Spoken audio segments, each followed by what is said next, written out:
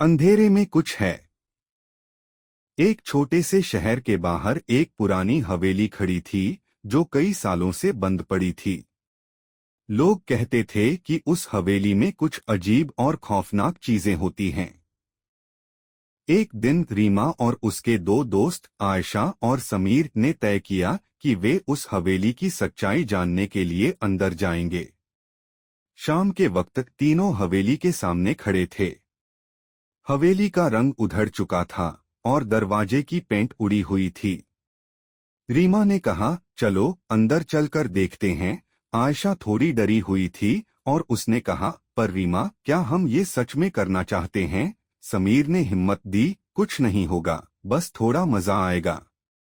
तीनों ने दरवाजा खोला और अंदर दाखिल हो गए। अंदर घना अंधेरा था और हवाओं में एक अजीब सी गंध थी। हर चीज पुरानी और धूल से भरी हुई थी। जैसे ही वे अंदर गए, एक हवा का झोंका आया जिससे तीनों डर गए। आयशा ने कहा, क्या ये हवा थी या कुछ और? रीमा ने जवाब दिया, कुछ नहीं, बस हवेली का नेचुरल एयर फ्लो होगा। जैसे ही तीनों एक पुरानी कमरे की ओर बढ़े, उन्हें अचानक एक पुरानी घंटी की आवाज सुनाई दी। रीमा ने कहा, यह आवाज किसकी है? समीर ने कहा, शायद पुरानी चीजों की आवाज होगी। लेकिन जैसे ही वे कमरे में पहुंचे, उन्होंने देखा कि दीवार पर एक पुरानी तस्वीर लटकी हुई थी और तस्वीर के अंदर एक और शख्स था जो उन्हें घूर रहा था।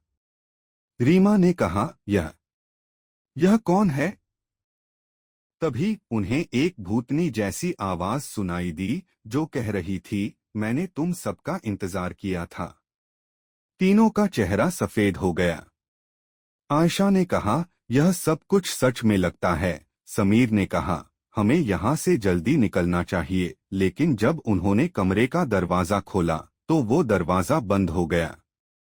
फिर एक और घंटी की आवाज आई और कमरा पूरी तरह से अंधेरे में डूब गया।